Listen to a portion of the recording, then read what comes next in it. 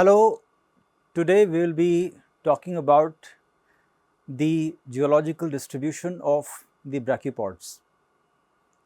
Brachiopods, they look like or they resemble the lamellibranch shell, but there is a very distinct difference. Actually, the brachiopod shell is also a two-piece shell. One is a dorsal shell and the other is a ventral shell. However, in the lamellibranchs, the dorsal and ventral is present only in the one shell. So, there is a difference in the biological orientation between the two groups of organisms. The brachiopods or the lamp shells form a distinctive and diverse group of marine, mainly sessile, benthic invertebrates with a long and varied geological history, and this history dates back to the early Cambrian. About more than 12,000 fossil species and approximately 350 living species have been reported, and these species they belong to nearly 6,000 genera. Brachiopods they consist of two shell or two piece of valves. As I told you, one valve is a dorsal, whereas the other is the ventral valve. These valves they grow by accretion, recording the ontogenic history of the animal. This group is distinguished by the possession of a ciliated feeding organ, and this organ is called as lophophore. This is the organ through which the organism takes its food. Together with, and in most taxa, a fleshy attachment also is present like a stalk, and this is called as pedicle. The phylum has a characteristic set of muscles, and these muscles act in a position, and what they do, they open and close the shells or the valves, together with a variety of the skeletal structures that support both the lophophore and the musculature. They usually require, all the brachiopods, they require very minimal metabolism. They do not need much to live. They require very little food and oxygen, and they have adopted to a huge range of morphologies. See, that's a kind of a strange behavior.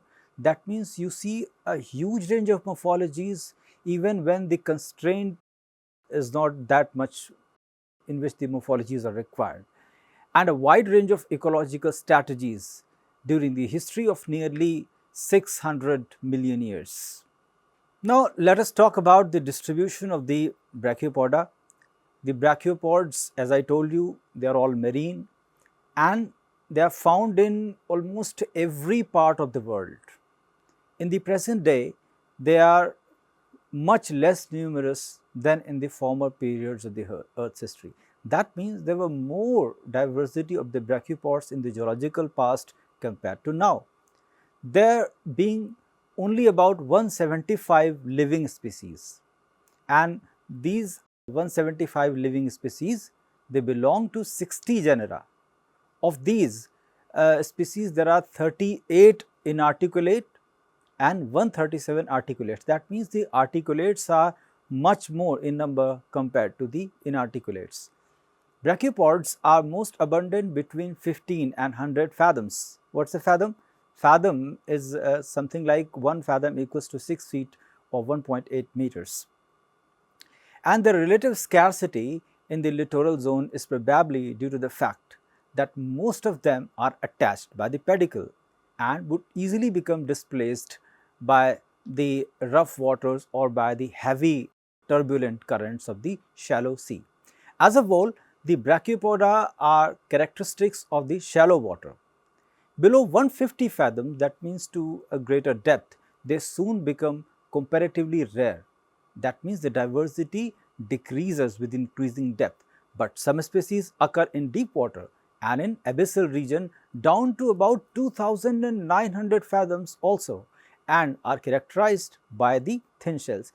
That means the deep marine forms they have thin shells and the shallow marine forms have thick shells. The majority of the inarticulata are found between low water line, low water mark down to a depth of about 15 fathoms. Of the remainder, all but one occurs between 15 and 100 fathoms. The principal littoral genera are Lingula. Lingula is a very known brachiopod and that extends from the shoreline to the depth of about 20 fathoms. The littoral and the shallow water species, they characterize warm seas and are more numerous, much abundant and possesses thicker and often larger shells than those found in the deep water and abyssal region. Crania is very less frequent, but it ranges from 2 to 800 fathoms and is the only inarticulate genus living in the shallow water of the cooler regions, mainly those of the northern hemisphere. The articulata, although represented by 15 species only in water of less than 15 fathoms deep, they are mainly characteristics of the depths between 15 and 100 fathoms. The rhynchonalids, they do not uh, occur much, but wherever they occur, they do live at a depth of less than 15 fathoms and are found mainly in deep water. They occur in nearly all parts of the oceans, right from the Arctic to the Antarctic regions. Some of these species are found in warm seas, but the majority live in cool waters. Some species have a very restricted geographical range, others occur in several provinces, and one, that is Hemithyris cetacea, is found throughout the greater part of the northern hemisphere. In depth, Hemithyris ranges from 15 to 2000 fathoms. The terebratolids are most abundant both in individuals and species between the shoreline and a depth of about 100 fathoms, whereas 16 or 67% of the species are found. The terebratolids are most abundant both in individuals and species between shoreline and a depth of about 100 fathoms, where 67% of the species are found. Geographically, the Brachiopoda, which live in comparatively shallow water, are distributed in provinces, agreeing generally with the molluscan province, and these can be grouped into larger regions. Each province is characterized by the presence or abundance of certain species, the range of which are determined mainly by the climate. A few species, as for example Terebratulina, have a very wide geographical distribution extending from polar to the tropical region and also have a great range in depth. The form mentioned being found from the shoreline down to the 1180 fathoms. The species found in deep water have generally a much wider geographical range than those confined to the shallow water, and the polar or the boreal species have a wider range than those found in the warmer regions. Since in lower latitudes they can find suitable temperature at greater depths.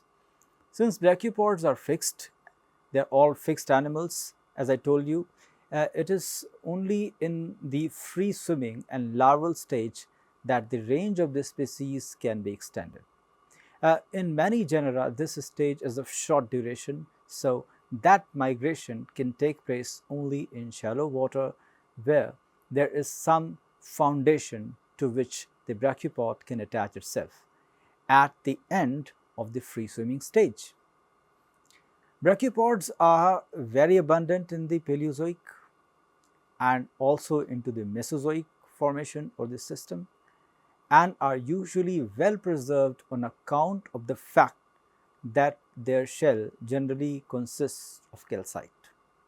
The majority of the living genera are represented by species in the tertiary formations and a few by species in earlier deposits also. Of these, Lingula and Crania have existed since the Ordovician period, and others like Lacazella, Megathyrus, Terebratella, Terebratulina since Jurassic times. In connection with the remarkably long range in time of the Lingula, it is interesting to note that habitat of the living species. Lingula lives in tubes which it burrows in the sediment on the seafloor and is attached to the tubes by means of the pedicle. It survives when left uncovered by the seas for several hours and can live in places which have become the putrid owing to the decomposition of the organic matter. Further, when buried by a rapid deposit or deposition of the sediments, which usually known to kill mollusks like lamellibranchs and gastropods and other brachiopods also. In that situation, Lingula survives by tunneling to the surface. Let us talk about the distribution of the Brachiopoda in geological time. Let us first start with the Cambrian. The earliest brachiopods occur in lower Cambrian in the Olinellus beds, where more than 20 genera are represented. The majority or the abundance of the Cambrian species belong to the Inarticulata. The Protrimata are also represented, but they do not become more important until the Upper Cambrian. Among the Atrimata, you have Rustella, Micromitra, Obolus, Lingulella, Curtogena. In the Neutrimata, you have Obolella, Acrothet, Acrotrita, Protrimata in the Billingslella. Let us come to the Ordovician. In Ordovician, the brachiopods are much more numerous compared to the Cambrian, especially the articulate forms. And these articulate forms, they belong to the Protrimata, of which the orchids and Ostrophomenids, and these show great development. The Trilotimata, it appear first in the middle Ordovician. Among the Ordovician, middle Ordovician forms, and in Atrimata we have Lingula, Lingulella. Among the Neutrimata we have Siphonotrata, Trimatis. Among the Protrimata we have Orthis, Platystrophia, Strophomena, Rephinesquina, Leptsina, and Telotrimata and Protothericha. Then coming to the Silurian brachiopods have attained their maximum development. Silurian is the time where the Brachiopoda, it dominates the paleontological record. The inarticulates, they now form the relatively small portion of the total number. Most of the genera, they are found in the Ordovician, it survived to the Silurian also. But Pentamerus, Conchidium, Opidula and Conates, they then appear, and the Trilotimata, it becomes more important. Then coming to the Devonian, although showing some decline, Brachiopoda forms a very important part of the Devonian fauna. Mainly, the genera are similar to the Silurian, but the Stringocephalus, Ancytis, Megalolentaris and others are restricted to the Devonian only. And the Productids and Terebratulids are now represented by Productilla and Dilesma respectively. In India, Devonian forms are very rare because Devonian system is not well developed in this country. Muth quartzite is just one, but that is by and large unfossiliferous. Among the Protrimata, Productilla, Pterotrimata, Spirifer, Ephthyris and Aetripa are the most important forms. Now coming to the Carboniferous, Orchids, Strophomenids, Productids, Spiriferids and Rhynchonellids, they are abundant into the Carboniferous.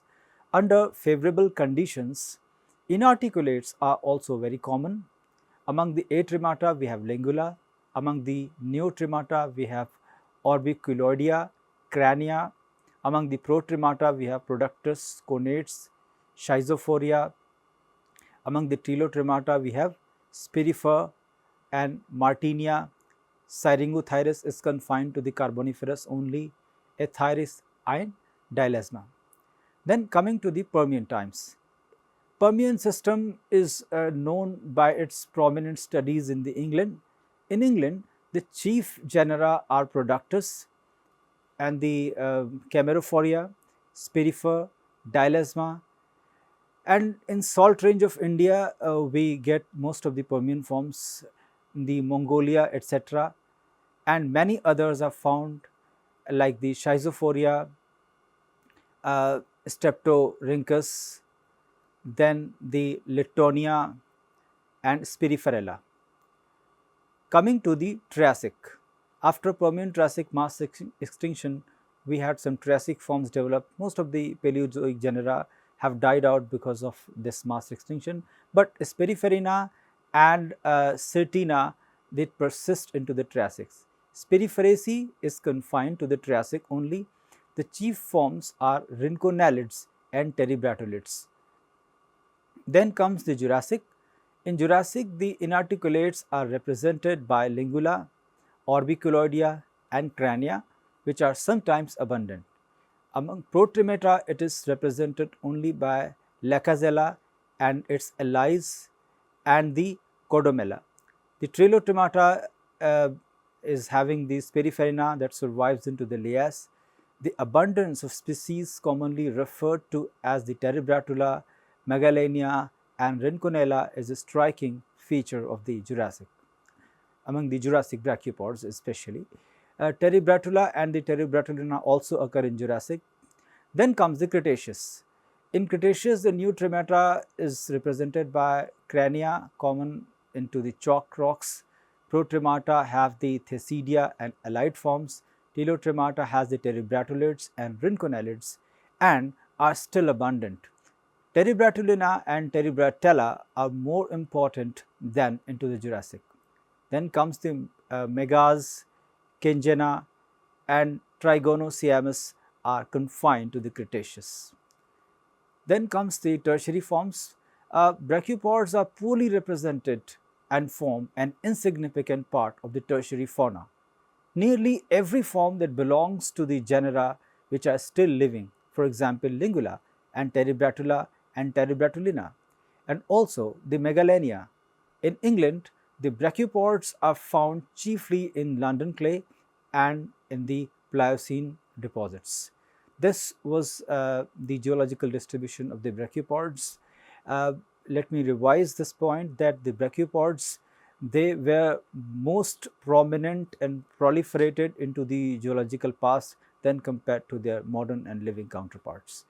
More on the other paleontological groups in the other lectures to come. Thank you very much.